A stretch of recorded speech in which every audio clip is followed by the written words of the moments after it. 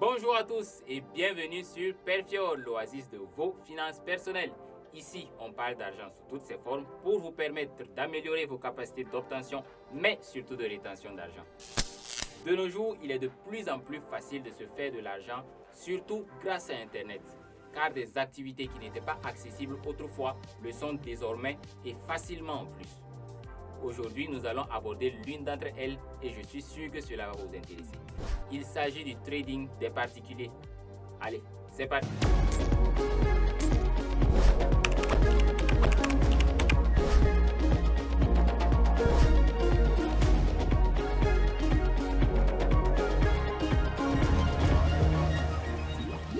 Le trading est l'une de ces activités très controversées, mais de plus en plus populaire, surtout chez les jeunes qui sont malheureusement en quête de gains rapides et faciles. Si vous aussi, vous avez déjà entendu parler du trading et que cela vous intéresse, vous êtes au bon endroit. Déjà, sachez qu'à mon avis, le terme trading est un terme assez bateau, car il signifie simplement commerce ou bien échange. La plupart du temps, lorsque ce terme est utilisé, il fait référence aux échanges de monnaie ou bien d'actions d'entreprise. Prenons l'exemple des monnaies. Lorsque vous voyagez entre deux pays qui ne disposent pas de la même monnaie, vous êtes obligé de faire l'échange. On est d'accord?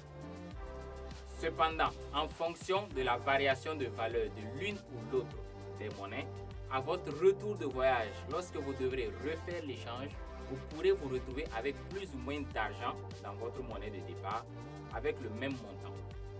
C'est uniquement ça le trading. Dit comme ça, je sais, ça a l'air un peu trop facile.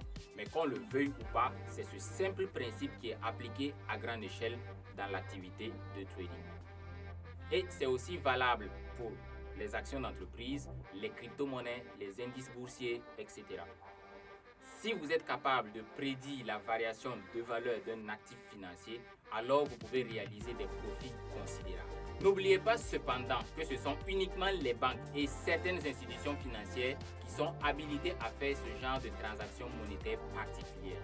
Jusqu'à il n'y a pas si longtemps justement, c'était uniquement les agents des banques considérés comme des traders institutionnels qui avaient l'opportunité d'effectuer ce métier d'élite. Mais alors, comment vous, qui n'êtes même pas banquier ni trader institutionnel, êtes capable d'effectuer le même genre de transaction à partir de n'importe où, sans voyager et uniquement avec un téléphone portable muni d'une connexion Internet?